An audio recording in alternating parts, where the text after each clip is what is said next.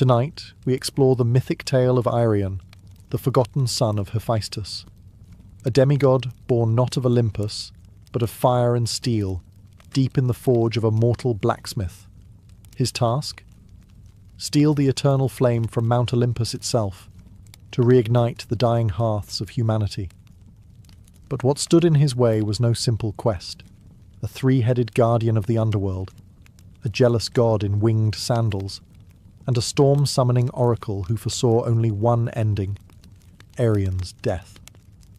So before you get too comfortable, take a moment to like the video and subscribe, but only if you enjoy the kind of content that merges myth and mystery. And hey, let us know. Where are you watching from? What time is it for you right now? Sometimes our stories are better than sleep, and other times, they just make you dream louder. It's time now to dim the lights, turn on a fan for some noise, and let's cover what we have for tonight, together. In the flickering forge of Mycenae, where men shaped iron with sweat and prayer, there lived a woman whose hands rivaled the gods. Her name was Callista, a mortal blacksmith with fire in her soul and a hammer that sang when it struck bronze. She built swords that could split spears in mid-air and armour so seamless it was whispered that Ares himself once wore her breastplates into battle. The gods noticed, but only one descended. Hephaestus, the lame god of the forge, the outcast of Olympus, watched her in silence. He was not drawn by beauty. Callista was not a woman of perfumes or palace gowns. She wore soot like war paint and smelled of iron and pine smoke.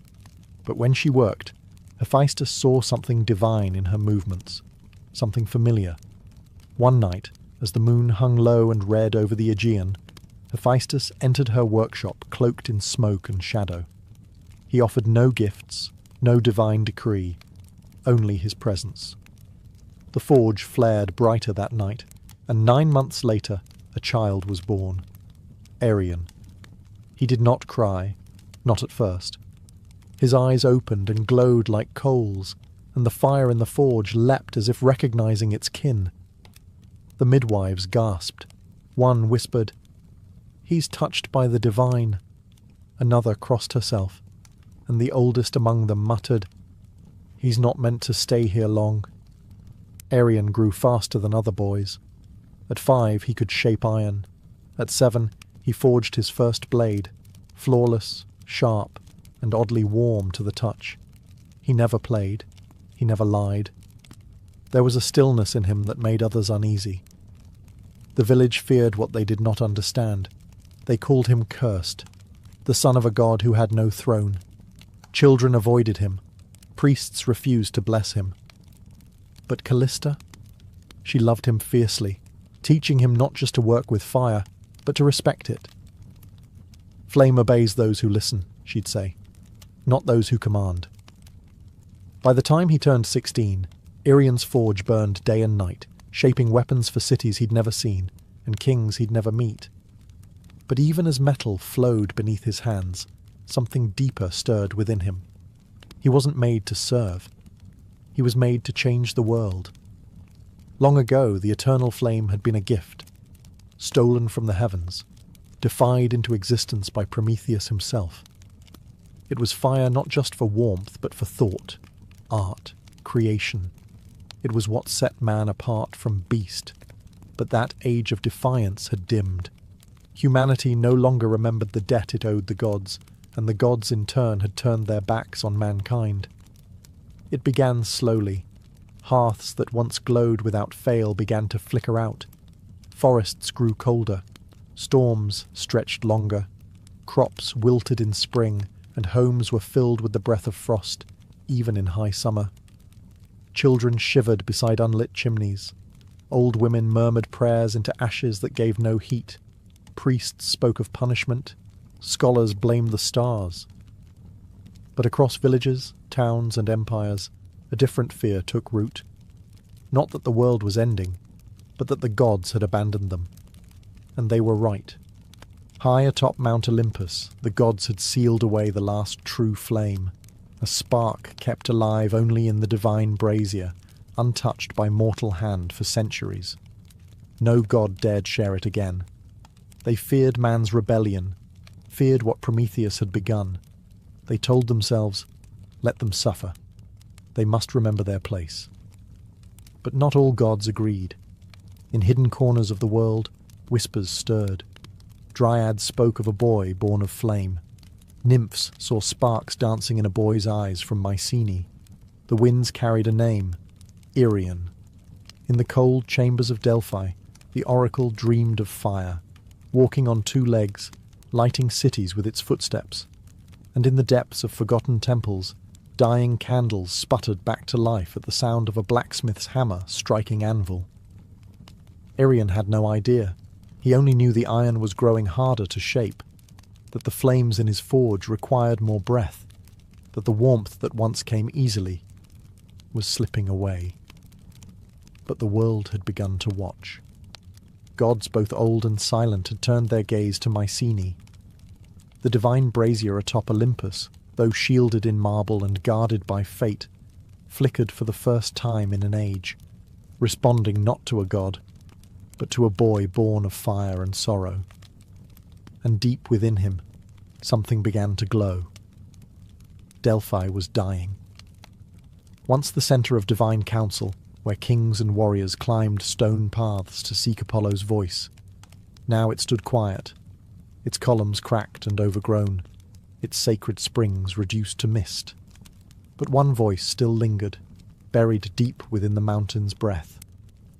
The oracle. Irion arrived in silence. No one greeted him at the gates. The torches lining the temple had long since gone out.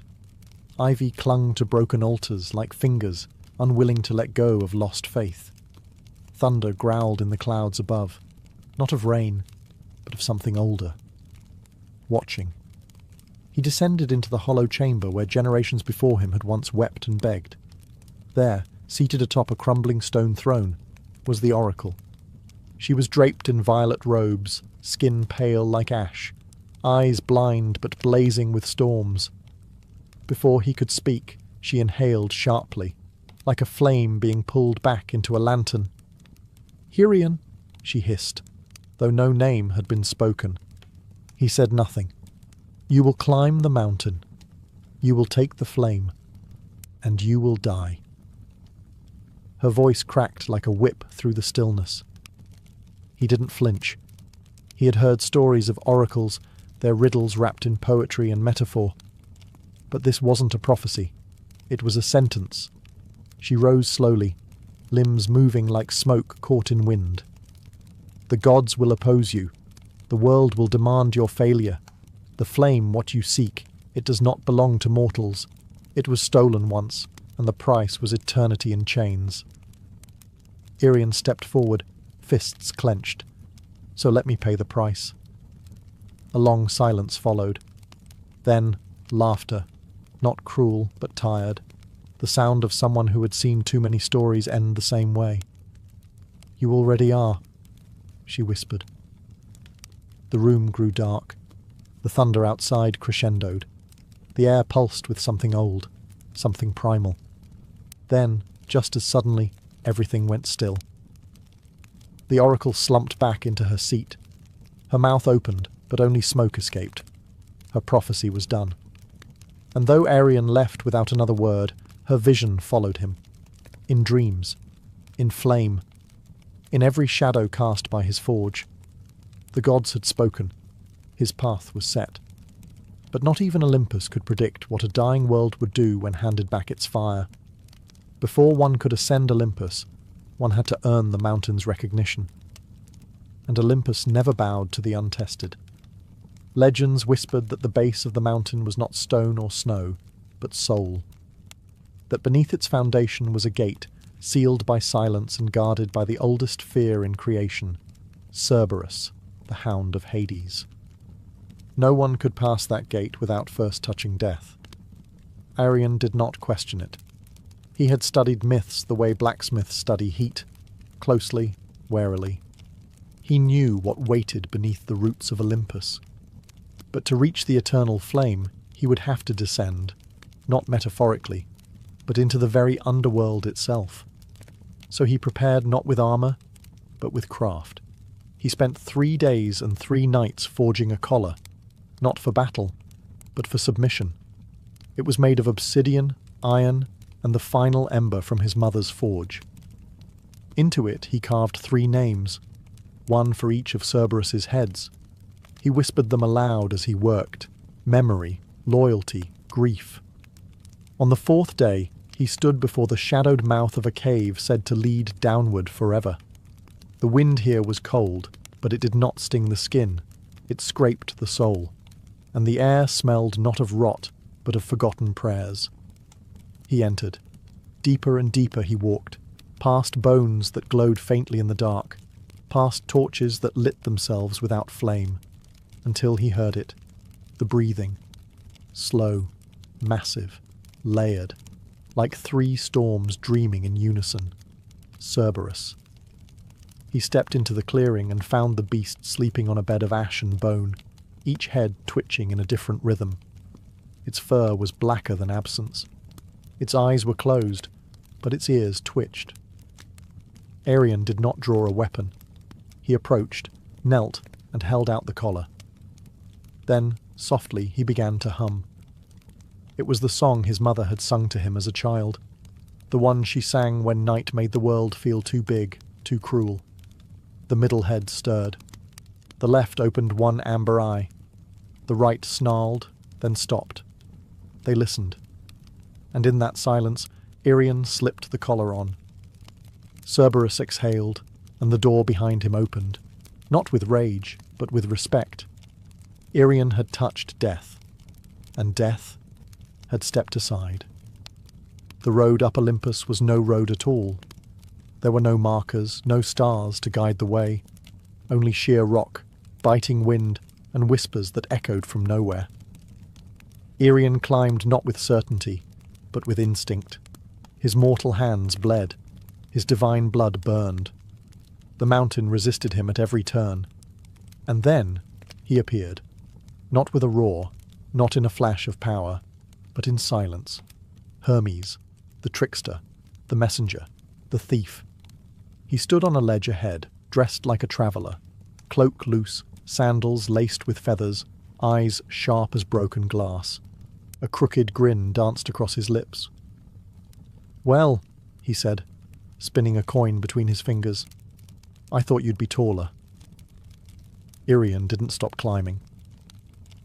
"I know why you're here," Hermes continued, walking casually beside him without ever lifting a foot.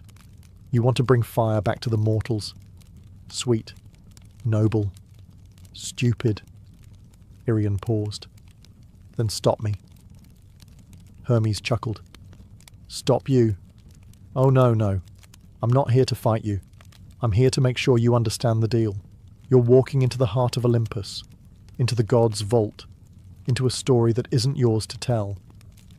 And yet," Arion replied, "here I am." That smile faded slightly.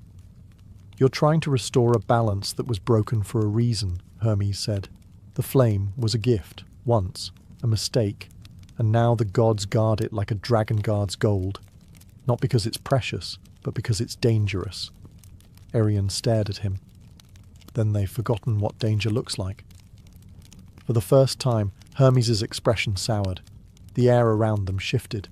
The coin in his hand vanished. His wings twitched. "You think you're Prometheus," he said, voice cold.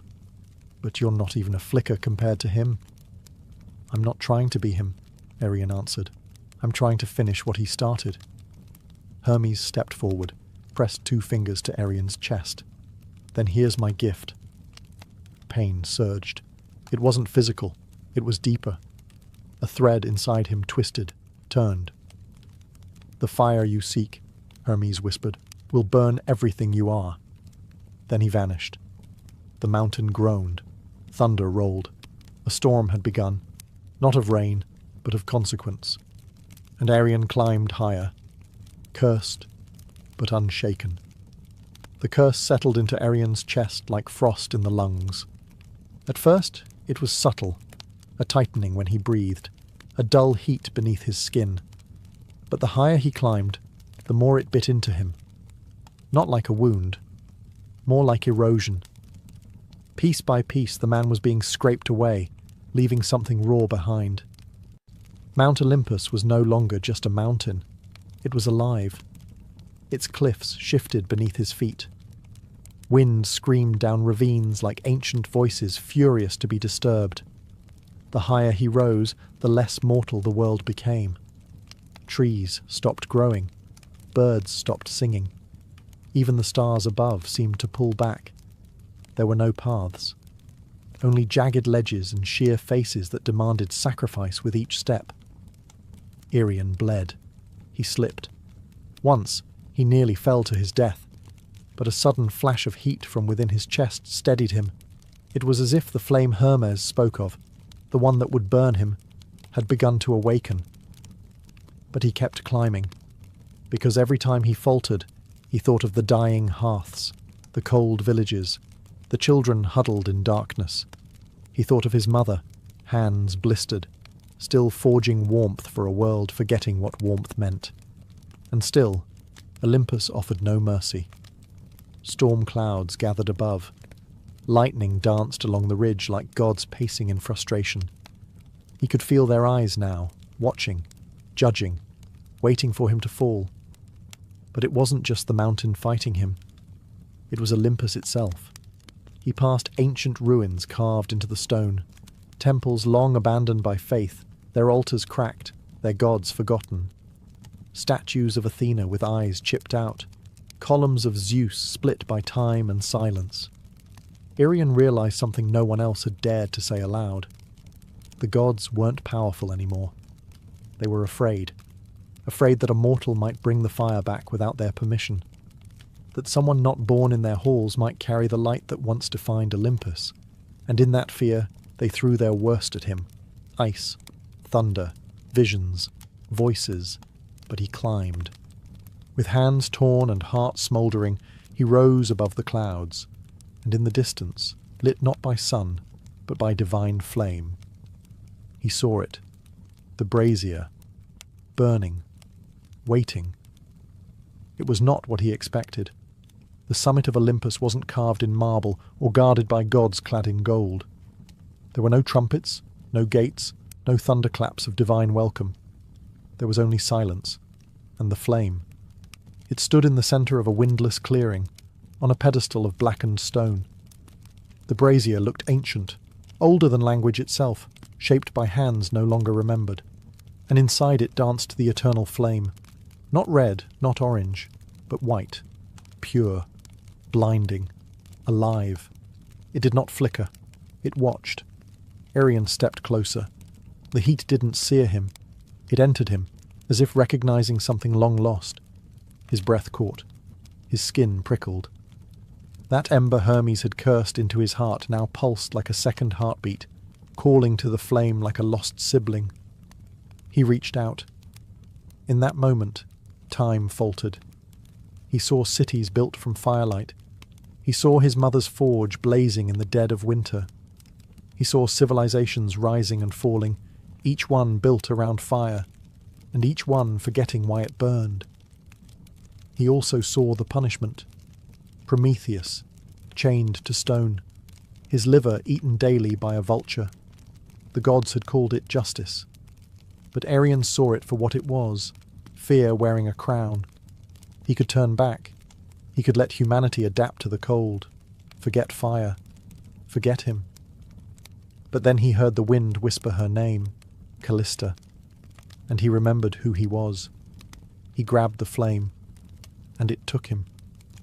Pain screamed through his body, not like burning, like being rewritten. Bones cracked and reformed.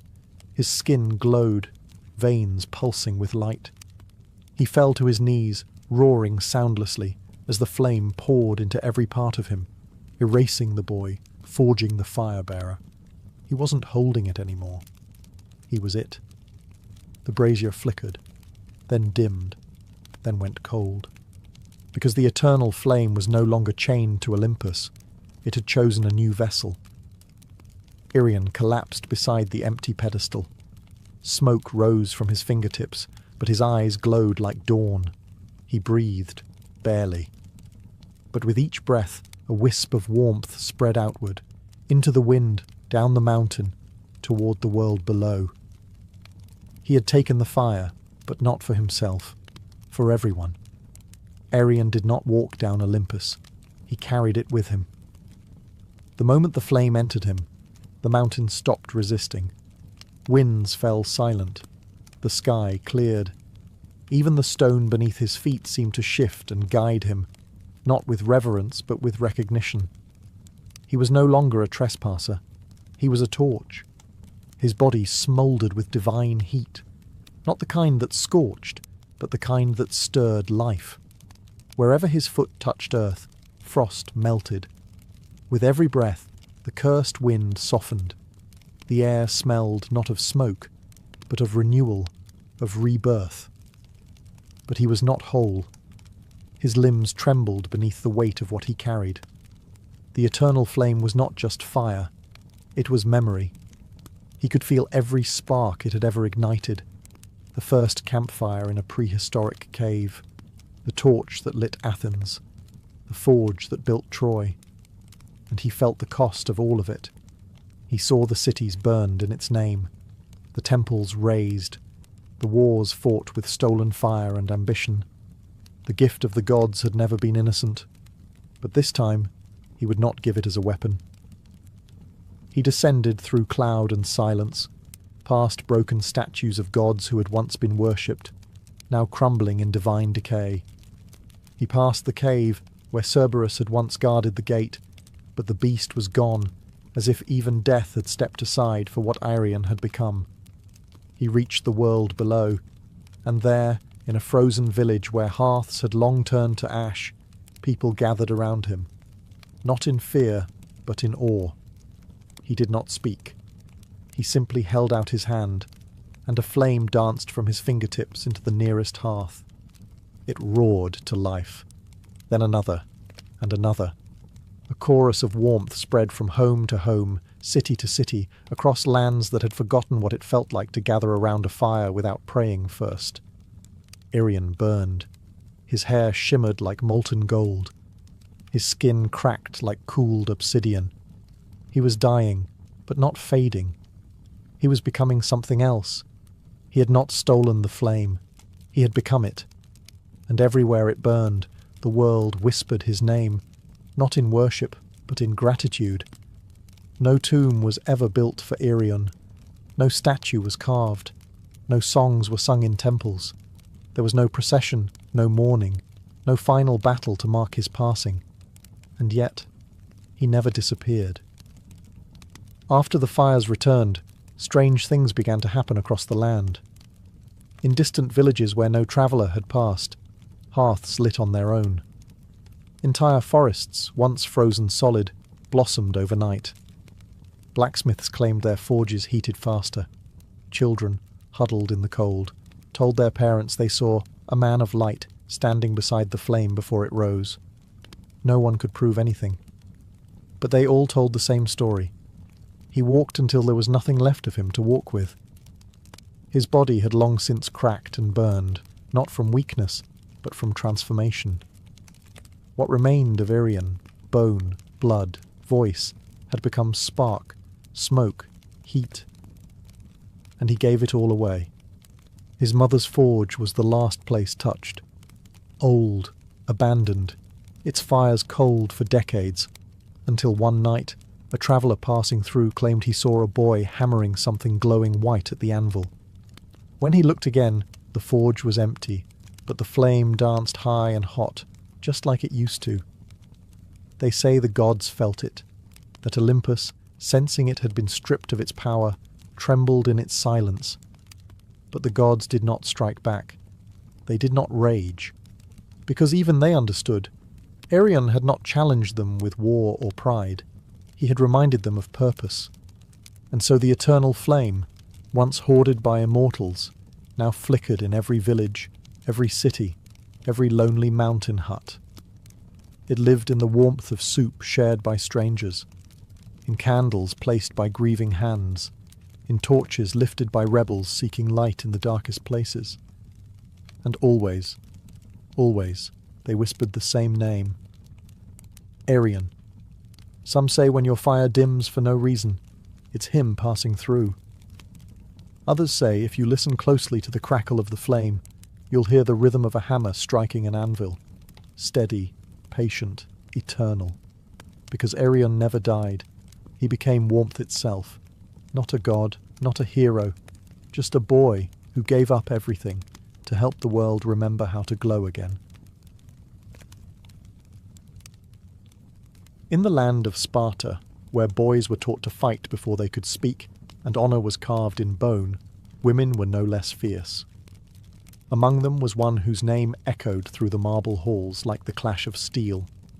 Leonthe, daughter of Commander Adrastos. She was born during a blood-red eclipse, as omens howled over the city. Midwives whispered that she came from Ares himself. By age 12, she had bested her brothers in the wrestling ring. By 16, she had led a hunting party into the Taygetus Mountains and returned with 3 wild boars tied behind her chariot. Leonthe was not just respected, she was feared. She walked through the Spartan agora with a straight spine and quiet steps. Men lowered their eyes. Women watched her with a strange mix of envy and awe. She rarely spoke unless spoken to, and her words were chosen like arrows, never wasted. But there was something in her that few noticed. When she removed her armour at night, when the torches dimmed and the world outside fell away, Leonthe would stare at the stars, not with a warrior's challenge, but with wonder. There was a softness buried in her, one that battle could not scorch, a yearning, not for marriage, not for conquest, but for something else, something the Spartan code had no name for. Peace, magic, mystery. She never said. What she knew was this. Every full moon, when the city slowed and the warriors slept, her body pulled her toward the cliffs above the river Eurotas. She would leave behind her spear, her cuirass, her reputation, and become just a woman wandering beneath the stars. Alone. The world, she thought, must be bigger than Sparta, bigger than swords and pride. She felt it in her blood, like music she couldn't hear, but knew was playing somewhere. And then, one night, beneath a sky so silver it looked scraped from the edge of a blade, she saw it, gliding across a still pool in a hidden grove. A swan, unmoving, watching her, moonlight rippling on its back. Beautiful in a way no war song had ever been. And from that moment on, Leonthe's life began to shift, away from blood and battle, towards something softer, stranger, and far more dangerous. The grove was hidden, untouched by the usual grit of Spartan boots.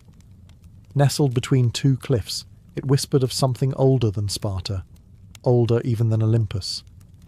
The trees curved in crescent arches, their branches low and silvered by moonlight. A shallow lake lay at the centre, still as glass, and on it, the swan. Its feathers shimmered like woven starlight, neither white nor grey, but something in between. It floated with the silence of smoke, cutting across the water with no ripple.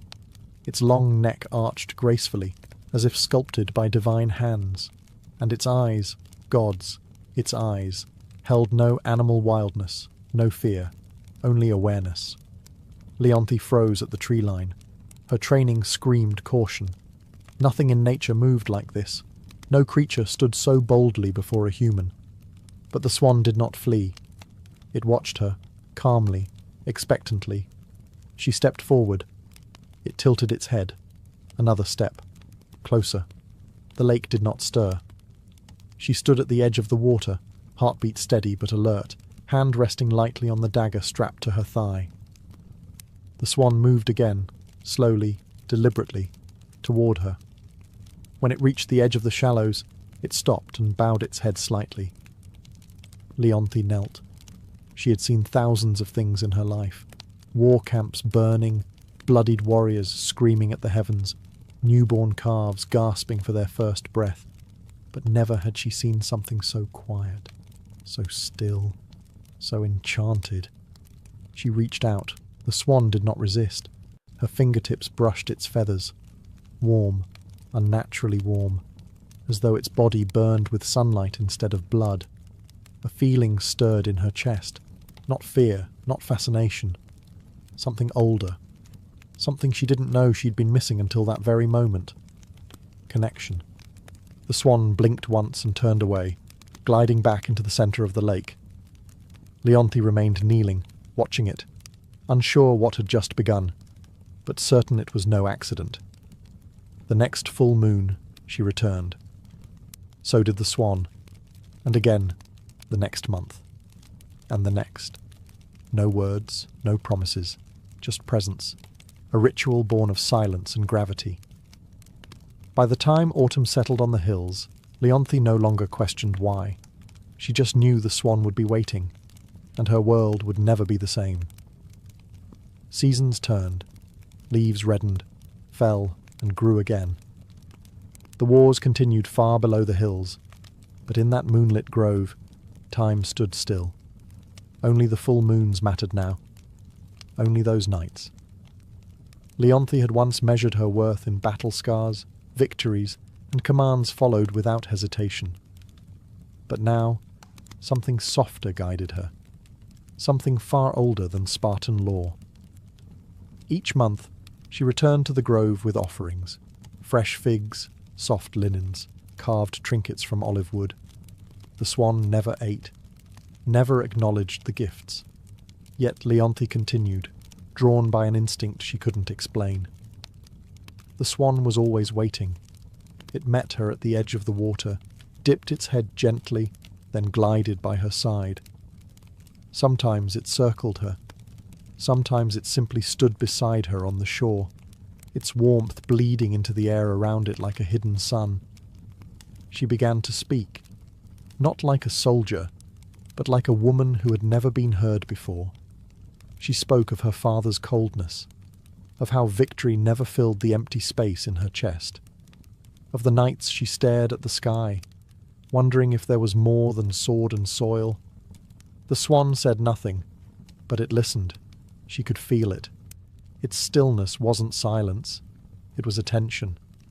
The kind mortals never gave. The kind no commander, no suitor, no friend had ever offered her. Over time, she stopped feeling alone. She braided her hair before each visit, smoothed her robes, sat beside the swan for hours, shoulder touching wing, saying little, yet feeling more than she'd ever felt in a Spartan palace or battlefield. And still, the swan never fled, never aged, never changed. She should have been afraid. There were stories of gods taking animal form to lure mortals into ruin, stories of punishments for those who loved the divine. But Leonthe didn't believe in stories anymore. She believed in the way her hand fit perfectly along the curve of the swan's neck, in the way it bowed its head when she sang quietly into the night, in the way it seemed to wait for her, need her. No words, no promises. But in their silence, something ancient took root, and though she didn't speak the word, not even to herself, Leonthe knew what it was. Love. The swan was not born of earth. Its wings had once stretched across the sky. Its fingers had played the lyre that made the sun rise. Its name had once been whispered in temples, carved in marble, and shouted in song. Apollo, god of light, of music, of prophecy, now silent, feathered, bound. Long before Leonthe was born, Apollo had committed a sin in the eyes of Olympus. He had defied Zeus, not with blade or rebellion, but with truth.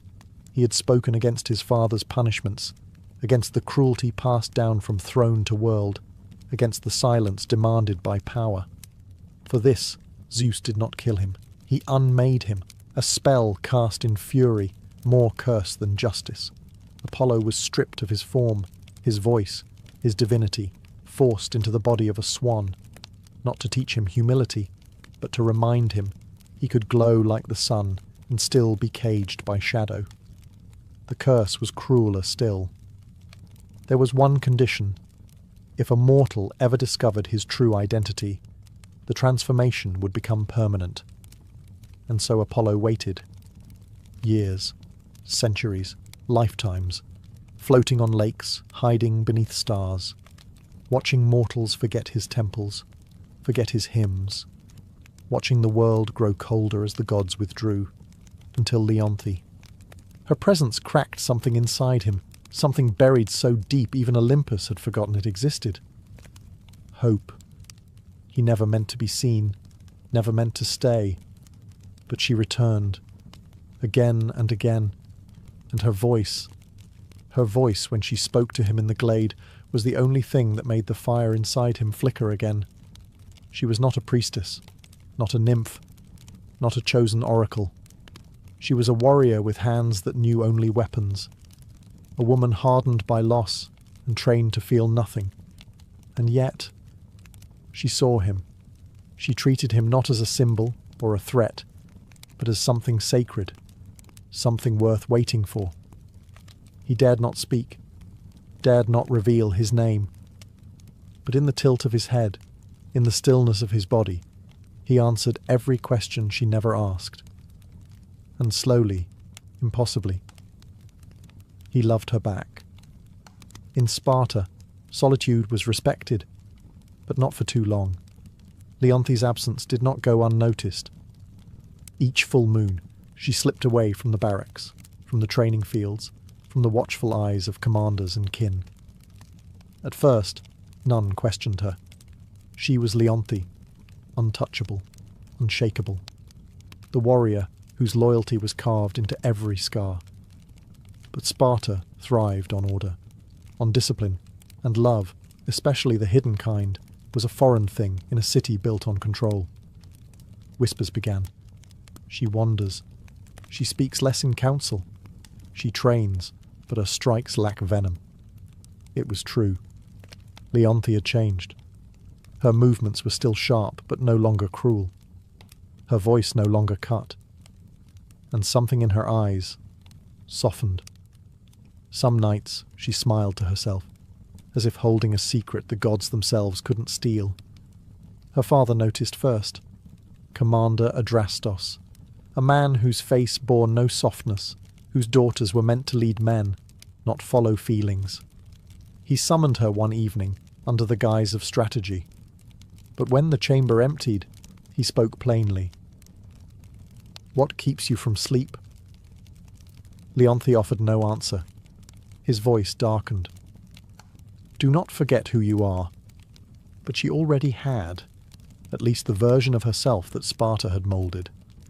What the city had built in stone, the swan had touched with water, and Leonthe found herself unwilling to return to who she'd been. Still, Sparta watched. A patrol once followed her out beyond the walls, tracing her steps toward the cliffs. They lost her near the olive groves. She was too skilled to be shadowed, but it was enough. Enough to birth suspicion. Priests murmured about omens, that the moonlight carried voices, that the lakes beyond Sparta stirred unnaturally, a warrior woman disappearing each full moon. They feared it was madness, or worse, a god. Leonthe knew the walls were closing in, that eyes were learning to look where before they had looked away, that her silence, once strength, now made her vulnerable. But still, she went. Still, she found him. And in that grove where moonlight touched feather, she forgot the noise of Sparta, forgot the rules, forgot the danger. Only one thing mattered now, not being seen, because if the world discovered what she knew in her heart, it would destroy them both. The moon was heavy that night, low, swollen, golden as a dying flame. Leonthe stood in her chamber, fingers trembling over her armour, unable to fasten the final clasp. Something had changed. She had felt it for days. A quiet trembling beneath her feet, like the ground itself knew what she did not. The swan had been different on their last meeting, restless, more watchful. Its feathers bristled when the wind shifted. It had circled her twice before settling at her side, its warmth sharp instead of soothing. That night, sleep eluded her, and when it came, it brought visions. She stood in a silver grove, her hands covered in gold dust. A statue loomed before her, part man, part swan, its wings frozen mid-beat, its face serene and lifeless. She reached out, called a name she didn't know she knew. Apollo. The statue cracked, and a voice echoed, not from the sky, but from inside her bones. Truth will freeze what love has kindled. She awoke breathless, heart racing, the name still burning on her tongue. She tried to dismiss it. A dream, nothing more. But warriors know when fear is real. And this was no ordinary omen. This was prophecy. The next day, Leonthe left Sparta earlier than usual, the ache in her chest sharper with every step. She didn't follow her usual path. Her feet led her deeper into the hills, through trees she'd never passed, into groves untouched by memory. There, hidden beneath a curtain of ivy and moss, she found the altar, ancient, cracked, marked with a single unmistakable inscription, carved in old flaking gold. Apollon. Her breath hitched. All at once the pieces fell into place. The warmth of the swan, its listening gaze, the dreams, the curse in her bones, the reason it had always come during the full moon. He wasn't just enchanted. He was a god. Her god. And she had broken something. She stumbled back, the sound of feathers behind her. The swan had followed her, silent, as always. But its stillness no longer comforted her. It was watching, sadly, softly, as if it already knew, as if the truth had arrived, and so had the end. The grove was no longer still. The air pulsed, slow and deep, like the breath of something ancient stirring in its sleep. Moonlight trembled on the surface of the lake. The trees leaned in, silent witnesses to the unravelling of a secret that had survived centuries. Leonthe stood frozen before the altar. The name, Apollo, still echoed in her mind like a spear striking stone. She turned, slowly, as if doing so would unmake the truth. But it was too late. The swan was there, not gliding, not graceful, just standing, watching. Its feathers no longer shimmered, its glow dimmed, flickering like a dying flame. Leonthe stepped toward it, her lips parted, unsure what to say, unsure if anything could be said. "I know," she whispered. The wind stilled. A single feather drifted from the swan's back, falling slowly, silently, before vanishing into dust the moment it touched the altar. And then the change began. The swan's neck arched, not in grace, but in agony. Its body trembled.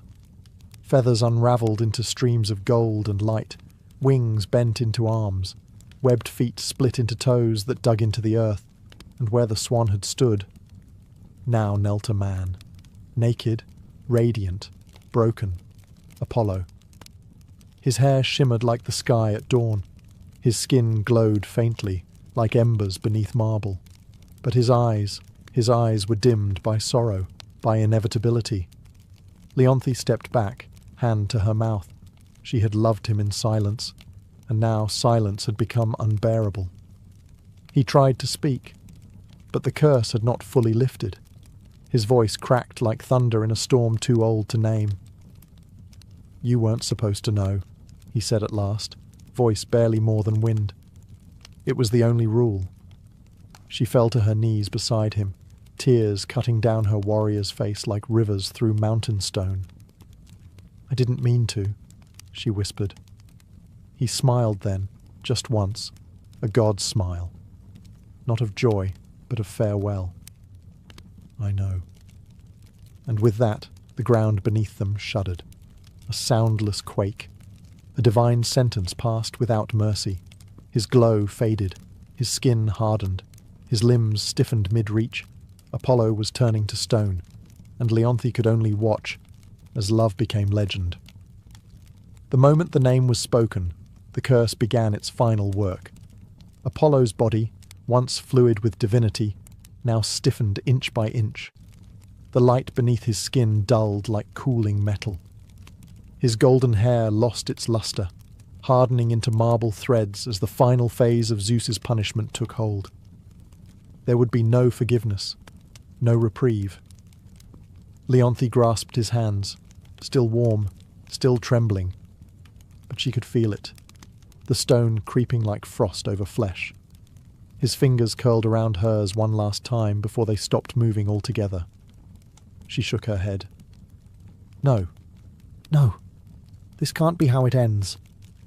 But the curse didn't listen. It had waited centuries in silence, patient and cruel. Apollo's chest rose once more, and then didn't. His wings, half-formed behind his shoulders, froze mid-fold. His knees, bent in grief, locked in place. His face, still beautiful, still kind, was caught between love and pain, his eyes open, but unseeing. And then, silence. A quiet deeper than any battlefield, deeper than the moments before the charge. This was not the silence of peace, but of loss, of something sacred shattered. Leonthe knelt there, forehead pressed to his now cold hand, a hand that once cradled stars, now nothing more than stone. Her tears slid down the side of his marble fingers and fell to the earth, one after another, slow and steady as a funeral march. The grove dimmed. Even the moon, so often bright and watchful, seemed to draw back behind a veil of cloud. No lightning came, no god appeared, because the punishment was done. Zeus had spoken, the swan had flown for the last time, and Apollo, god of light, was now a statue of silence, forever frozen in the moment of his final truth. Leonthe stayed long after the transformation finished, arms wrapped around what remained. She did not scream. She did not curse the heavens. There were no Spartans to hear her cries, no warriors to bear witness. Only the wind, only the trees, and the stone figure of a god who had once loved her, not with thunder and fire, but with stillness, and now with silence. Leonthe never returned to Sparta. She left her armour where it lay beside the altar, removed her sword, let her war-bound name drift away like smoke over the lake.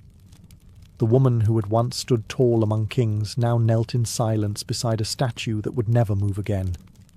The grove became her world. Each full moon she returned, never missing a single one. She brought no offerings, no incense, no prayers, just herself, and a memory. She would sit beside the statue of Apollo, fingers brushing the cold stone hand she once held in flesh. Sometimes she spoke, sometimes she hummed a song he'd never heard, but somehow felt like it belonged to both of them. Other times, she simply watched the water and said nothing. The villagers began to whisper. They said a woman haunted the hills, that she wandered under moonlight with eyes like distant stars. Some said she had gone mad, others said she had been chosen, but no one dared disturb her. Years passed. Winters came and went. Empires shifted. Gods fell silent. But Leonthe remained. She grew older, but never frail. Her strength endured, less like a soldier, more like the roots of an olive tree clinging to the same patch of earth, year after year, storm after storm, and still the statue stood. Apollo, mid-kneel, wings half-formed behind him, gaze fixed on the space where Leonthe always sat. A moment frozen in marble, untouched by time. Some travellers claimed the stone was warm to the touch, that if you placed your hand against his chest, you could feel something faint, like a heartbeat from a dream. And then, one final full moon, Leonthe came. She sat beside him longer than usual, laid her head gently on his shoulder, and never moved again. When the villagers came weeks later, they found her there, peaceful, eyes closed, lips curled faintly in a smile. Beside her, Apollo's statue shimmered faintly, as if lit from within. No one touched it. They built no shrine, no temple. But the legend grew.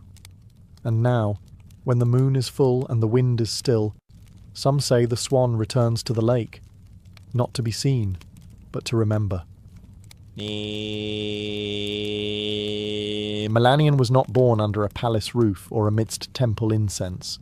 He came into the world beneath a willow tree during a storm that split the sky in two. His mother, a midwife's daughter, swaddled him in a linen wrap as thunder rolled over the hills. Birds scattered, the rain danced, and the child did not cry. He hummed. From the moment he could walk, music followed him. Streams whispered melodies when he knelt to drink. Leaves trembled in harmony as he passed. He didn't need instruction. Sound belonged to him. By 10, he could mimic any bird call and weave it into song. By 16, he played the lyre with such grace that even hardened warriors paused to listen. He sang of rivers, of lost brothers, of fields before war, songs that filled men's eyes with tears they didn't know they had. People called him a gift, a miracle, a child of divine breath. He never claimed it. Melanion travelled from village to village, sharing his music without coin or pride. His voice calmed fevers. His chords softened hardened hearts. He once played for a dying child who, upon hearing his lullaby, smiled and drifted into death as if it were a dream. But not all ears that listened were mortal. One spring evening, as he sat beside a glimmering river and strummed a tune about starlight, the very air around him changed. The wind slowed, the water stilled, even the frogs silenced their song. And then they arrived, the Muses. 9 of them, stepping lightly from behind the veil of the world. Cloaked in light and sound, each carried her own essence: history, tragedy, dance, epic, poetry, and more. Their eyes were not kind, not cruel, just knowing. They listened, and then, to Melanion's astonishment, they sang back. 9 voices in perfect harmony, older than language. Melanion closed his eyes, and without thought, joined them. His voice didn't echo theirs, it evolved them. When the last note fell into silence, even the stars seemed closer. One of the Muses, Calliope, eldest and most stern, touched his brow. "You are not ordinary," she said. "You are a vessel." And thus began the legend of Melanion, the bard whose voice would shake the heavens. From that night on, Melanion was no longer just a gifted mortal. He was touched, marked, whispered about. The Muses had chosen him. In the quiet folds of Mount Helicon, where few dared to tread, they invited him into their sacred circle. There, beneath ancient trees and skies unclouded by mortal ambition, Melanion learned not through lectures, but through experience. Calliope, muse of epic, taught him how to bend a story into sound. Clio whispered the histories of nations into his ears as he slept. Terpsichore danced barefoot through leaves while he played beside her, his fingers learning the rhythm of wind and body. Euterpe laid her flute across his palm and said only, "Listen." And he did. He absorbed, not just melodies, but truths. The kind that lived between words. The kind that mortals rarely noticed but felt. In the hush before a storm, in the ache of longing, in the gasp of a child at first snowfall. The Muses gave him not power, but perspective. And they asked for only one thing in return. Sing for them. Them, meaning mortals. The lost, the weary, the proud and broken. Those who needed to remember that beauty still existed, even in suffering. That song could be both balm and blade. At first, Melanion obeyed. He performed in city forums and quiet fields, played before kings and beggars alike. His songs stitched broken hearts, stirred revolutions, mended fathers to daughters, and enemies to uneasy peace. But as his gift grew, so did something else. Ambition. He began chasing sounds the Muses hadn't taught, notes no god had touched. In the stillest parts of the night, he would write alone, drafting fragments of something beyond language. A song that could bend time, still the wind, and bring tears to stone. A final song. He told no one, not even the Muses. because some part of him no longer wanted to share the divine. He wanted to surpass it. And the muses, ever watchful, saw the change. Not in his fingers, but in his eyes, the way he looked beyond them, as if destiny owed him more than admiration. And in the distance, fate stirred slightly, because no mortal walks beside the divine forever without cost. Melanion withdrew from the world. He left behind the applause, the requests, the gifts from kings and the adoration of cities. He stopped performing in public, stopped teaching students, even stopped speaking to the muses. Some claimed he had fallen ill. Others said he had died.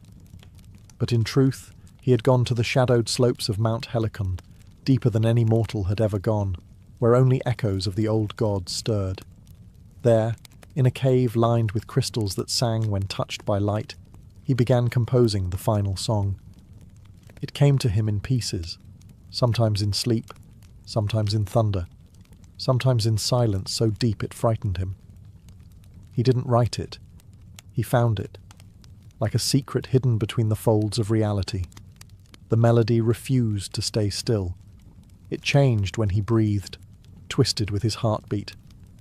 It was not a song for performance. It was truth in sound. He heard the birth of stars in its opening note. He felt the deaths of empires in its fall. It was not sad. It was not joyful. It simply was. He laboured for months, maybe years. Time bent strangely inside the cave. He ate little, slept only when the music allowed it. He would weep one moment, laugh the next, as though the song played through his soul instead of his hands. And when it was finished, the world changed. Birds stopped mid-flight. Trees leaned toward the windless mountain. Streams went quiet. The sky itself held its breath. And far above, in the marble chambers of Olympus, the gods turned their heads. Even the Fates, who never looked away from their weaving, paused.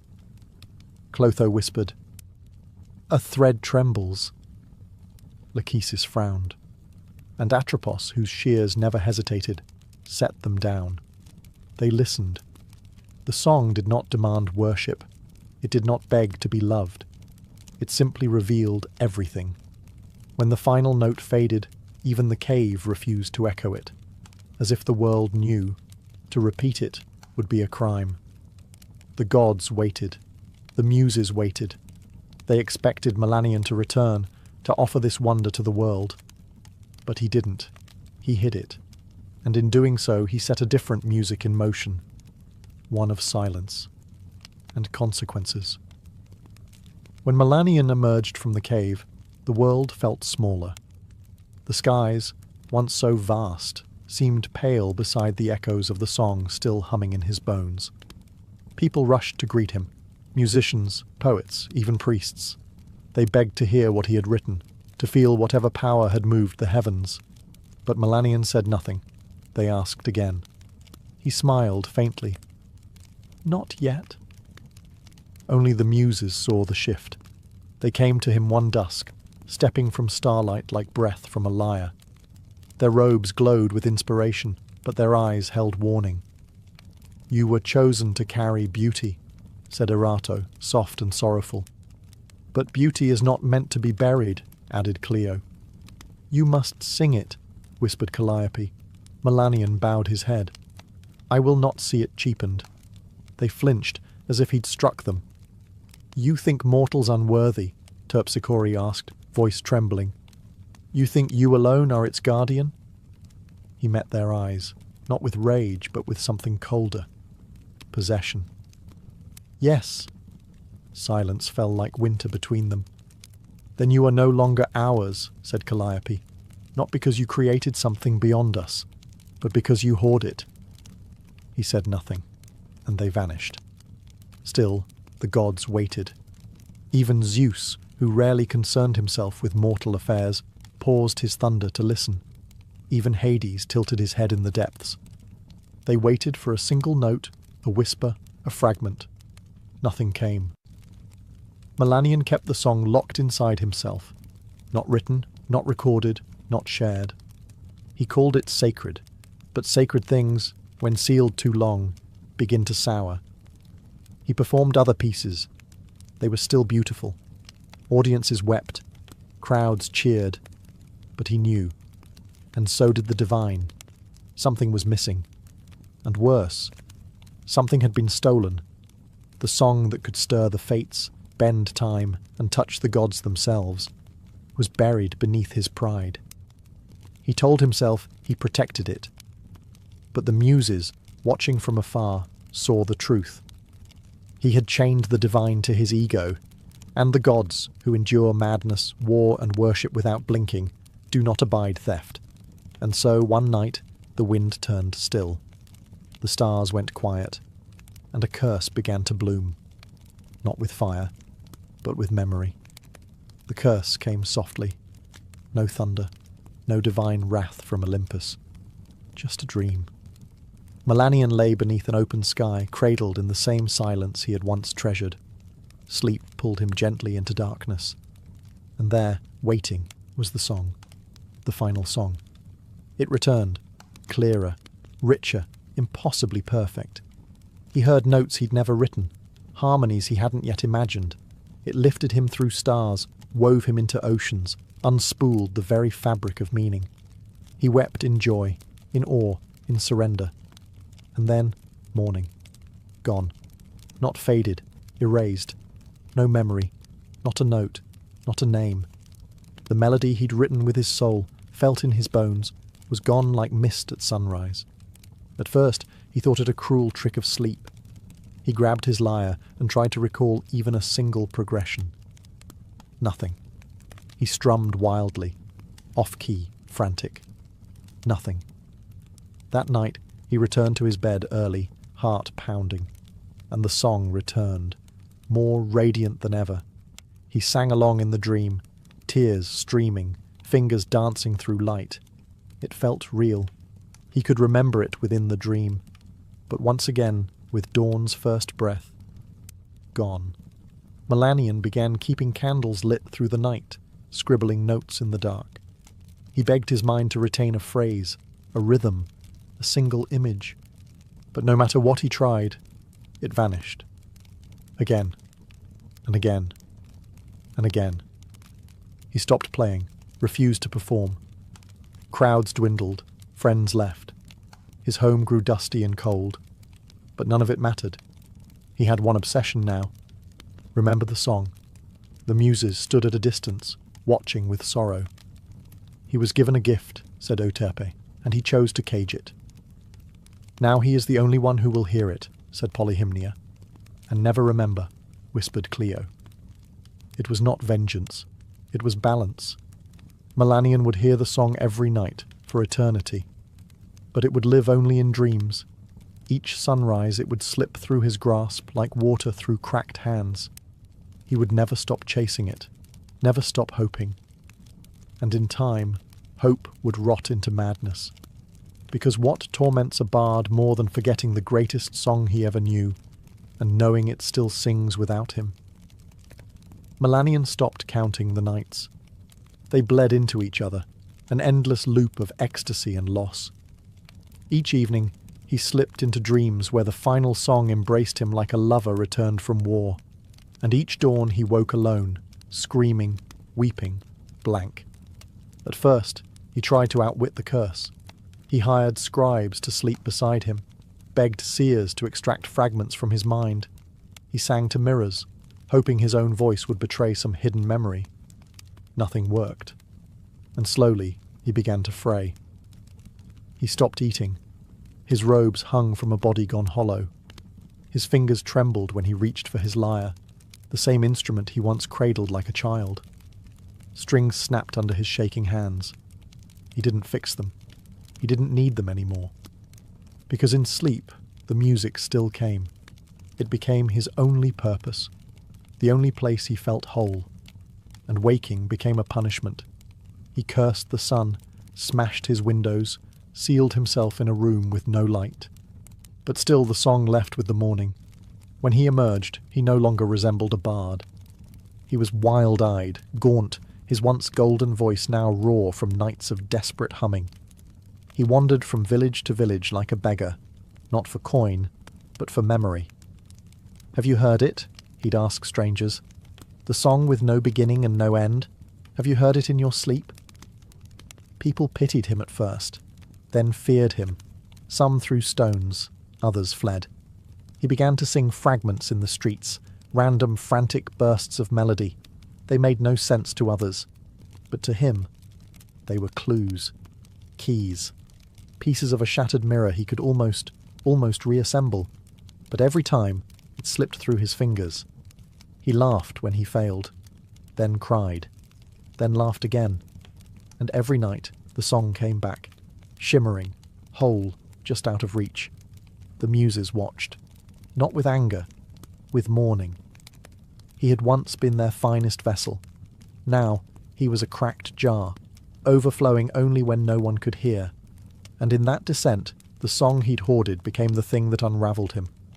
Not with fire, not with wrath, but with silence. Melanion no longer lived in the world. His body walked through it, yes, but his mind was elsewhere, caught between dreams and daylight, past and present, a song only he could hear, and only when it was too late to hold. He wandered barefoot through cities that once hosted him like royalty. Children who once sat at his feet now ran from his shadow. His name, once sung in praise, became a warning. Don't end up like Melanion. He slept where he could, under trees, in empty chapels, sometimes in the doorways of inns whose keepers once begged for his presence. He no longer asked for food, only a place to rest, only the dream. The curse never failed. Each night, he fell asleep with trembling hope, and the final song returned. Whole, alive, a perfect ghost, and each morning he woke to forgetting. The cruelty wasn't in the silence, it was in the memory of sound. He remembered that he had heard something transcendent, that it had meant everything. But he could no longer remember why. He began speaking to shadows, to trees, to the stars. Sometimes he would sing to strangers, and demand they sing back, convinced the melody was hiding in someone else's throat. Once, he believed a child had hummed it in passing. He followed the family across 2 villages before collapsing in the dust, begging the boy to sing again. But the sound had been something else, something ordinary. He wept for hours, and still, each night, the song returned, taunting, embracing, divine. He tried to hum it as he dreamed, tried to wake mid-melody, but the curse was clever. He could not move within the dream. He could not record it, write it, carry it, only hear it. And when he woke, emptiness. Some who saw him said he still hummed in his sleep, that if you placed your ear near his mouth at midnight, you could hear a music unlike any other. But only then, only in darkness. The muses no longer came. The gods stopped watching. And Melanion, once the voice of the world, now wandered like an echo of a song the world could no longer remember, and he could no longer forget. Melanion had grown thin as twilight. His skin, once kissed by golden light, was now pale and paper-thin. His voice, what remained of it, was hoarse from years of whispers and wandering. He no longer searched for food, shelter, or even the song. He simply walked. One evening, he reached a cliff overlooking the sea. It was quiet there. No towns, no roads, no curious eyes, just the wind, the waves, and the stars slowly rising in the deepening blue. He sat, curled against a stone, the sea breeze tangling what remained of his hair. He didn't weep. He didn't sing. He simply closed his eyes, and the dream came again. But this time, something was different. There was no delay, no mist to wade through, no struggle to hear. The final song was there from the beginning, full and clear. But it was not just sound. It was a place, a presence, a world built from music. Melanion stood within it, barefoot on chords that bent like grass, stars pulsing above in rhythm. The sky was a symphony. The wind sang in harmony. And he was not just hearing it. He was part of it. His own voice joined the song, and it did not tremble. It did not forget. It soared. He saw every note he had lost, every phrase he'd mourned. But now he understood. The song had never left him. It had grown without him. It had become more than his hands could hold. He was not its owner. He was its witness. And in that final dream, there was no sorrow, no shame, no punishment, only release. When the sun rose, Melanion did not stir. The wind lifted softly around his body, as if carrying away a final breath. A shepherd passing the cliffs found him later, peaceful, hands resting on his chest, as if cradling an invisible lyre. There was no scroll, no recording. But above him, high in the coastal sky, seabirds flew in strange formations, almost like they danced to something only they could hear. And the sea, for a moment, sang. Not in words, not in melody, but in something older than either. Something he had finally become. Melanion was buried beneath a lone olive tree near the cliff where he last slept. No priest performed the rites, no crowds gathered, just the shepherd who found him, and a few villagers who remembered the stories, faint echoes of the bard who once made the gods pause mid-breath. There was no monument, only silence. But silence has a way of amplifying truth. In the years that followed, strange things were whispered across the land. Travellers claimed that if you passed that cliff under a new moon, you might hear a melody in the wind, brief, fleeting, heartbreakingly beautiful. Not a full song, just a note, just enough to make you stop. Children began dreaming of music they'd never heard. Musicians would wake in the night with tears on their cheeks and no memory of why. And sometimes, when a bard sat alone at dusk with no audience, a sudden chord would form beneath their fingers, something not theirs, something perfect. They never remembered it by morning. The muses said nothing. They did not curse another bard. They did not reclaim the song, because they understood what Melanion had become. Not a warning, not a hero, but a vessel turned legend. A soul whose punishment was born not of cruelty, but of refusal, and whose redemption came not through sharing, but surrender. The final song was never written down. It was never performed in amphitheatres or temples. It does not exist in scroll or scripture, but it lives. In the quiet moments between sleep and waking, in the hush before a performer strums their first chord, in the way the sea sounds different when you're grieving. Melanion's song became part of the world itself, not to be remembered, but to be felt. A whisper in the bones, a melody without words, and those who feel it, even for a moment, never forget the silence that follows. They say, if you stand alone on the right cliff, on the right night, with no one watching, and the wind is kind, you might hear a sound that doesn't belong to this world. Just a fragment, just a breath. And maybe, if you listen closely enough, you'll finally understand why Melanion never let it go.